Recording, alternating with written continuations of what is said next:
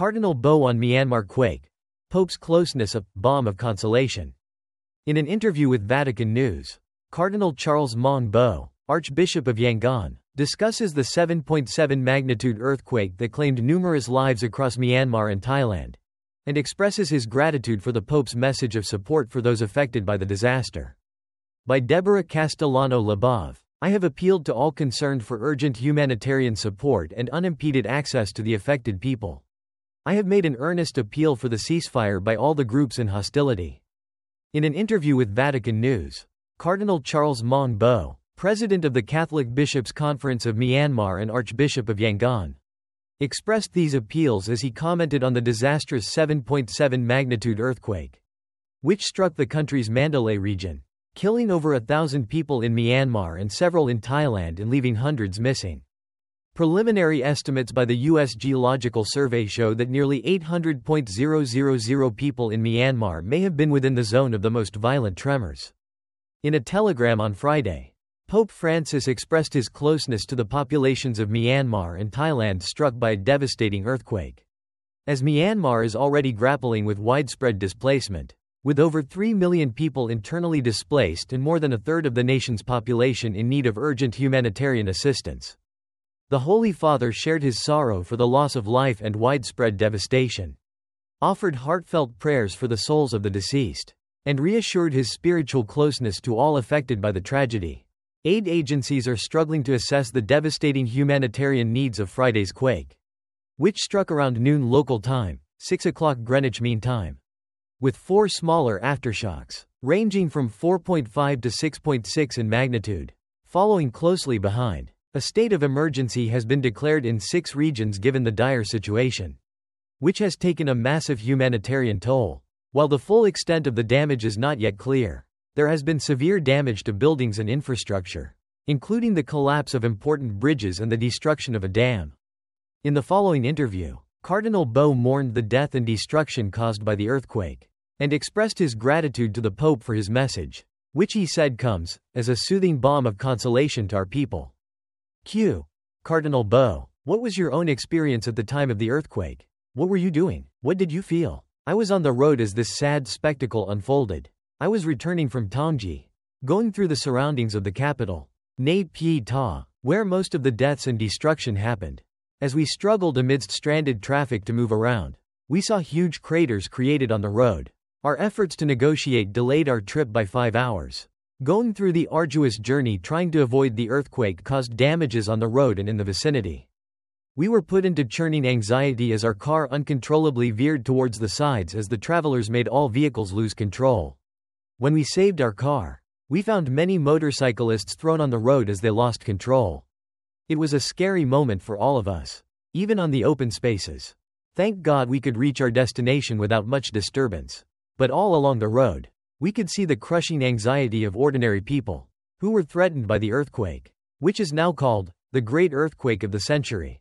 We survive as a human species since we are the only species who could be moved by the tears of our fellow human beings. Q. How would you describe the situation? And what have you seen? As you know, Myanmar has been having a torrid time for the last 4 years. And the earthquake came at a very sad time for our people. The areas affected are already affected by multidimensional crises of conflict, the collapse of the economy, and huge displacement. I saw the poignant scenes of men and women rushing through the roads, seeking safety as the earthquake sent shivers through their bones. It was a shattering experience to see nature colluding with other forces in exacerbating our people's suffering. Q. What do people need the most? Do you have an appeal to make? We are deeply touched by the promise of support by the Catholic Church everywhere. The people need food, shelter, medicine, and all life-saving materials. More than anything, our people need peace, not the churning anxiety triggered by the multidimensional crisis. I have appealed to all concerned for urgent humanitarian support and unimpeded access to the affected people. I have made an earnest appeal for the ceasefire by all the groups in hostility. Also, soon after the earthquake, I called for an urgent meeting and formed a response protocol named Merci, Myanmar Earthquake Response Church Initiative, which was formed this morning. That would set up an emergency appeal and response. I have called for a wider meeting soon, including the church and the Caritas personnel from all affected areas. We are consoled by the sign of support from the church partners and the unwavering and deeply touching message from the Vatican and our Vatican representative here. Q. What did the Pope's message of condolences mean to you and your people? The Pope has been a faithful shepherd to our people. After he visited Myanmar in 2017, it looked like the Pope had fallen in love with our people. Throughout the difficult time in the last 4 years, he showed great concern and support. His unending appeals for peace and reconciliation have constantly consoled our people.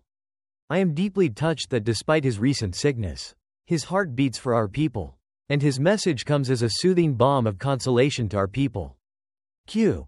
What words of comfort and faith do you have for the suffering people of Myanmar and Thailand? When nature attacks, human beings forget all their differences. Human tears unite us. We survive as species, because we can be moved by others' tears. The tears and brokenness of people anywhere, in Thailand or Myanmar, is human tears. Tears of fellowship. We feel their pain. The world feels their pain, and we will stand shoulder to shoulder with all people in this moment of sorrow and help to heal their wounds and recover. We have shown this after the tsunami. We have shown that after Nargis cyclone in Myanmar. We will overcome because compassion is the common religion in times of natural disaster. Humanity will not only survive all disaster but thrive through all disasters. Because we have a heart that bleeds for my brothers and sisters suffering. We stand with the people of Thailand and Myanmar. Q. What are the greatest challenges for helping now in the country? As the country is going on with civil wars, the help could be hindered with the disturbances of the armed groups. I mean all parties from both sides. Therefore, reconciliation, dialogue, and peace would be the only solution. For the moment, the church's personnel and religious groups would be the best channel to bring assistance to the needy. The country is in a churning despair. Challenges abound, but the opportunity for another world is possible. Another Myanmar is possible. The people of Myanmar want peace. Peace with justice is the greatest challenge. Therefore, the greatest need is peace.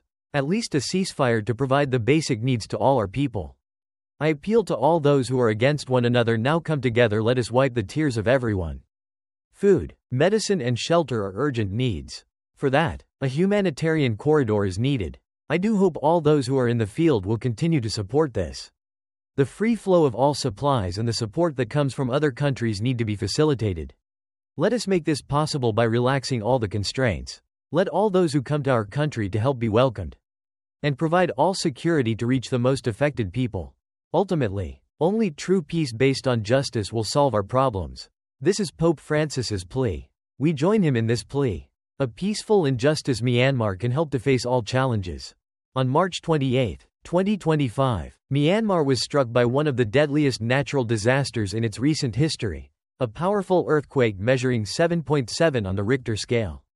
The epicenter was located near Mandalay, the country's second largest city. The quake caused massive destruction across central Myanmar, collapsing buildings, toppling infrastructure, and devastating entire communities. Over 1.700 people have been confirmed dead, more than 3.400 injured, and hundreds remain missing. One of the most tragic scenes occurred in Mandalay, where the Great Wall Hotel completely collapsed, trapping numerous people under the rubble. In a rare moment of hope, a woman was pulled out alive nearly 60 hours after being buried beneath the ruins. An event that deeply moved the public and rescue teams alike. The earthquake's impact was felt beyond Myanmar's borders. In neighboring Thailand, at least 18 people lost their lives, most of them in Bangkok, where a building under construction collapsed during the tremors.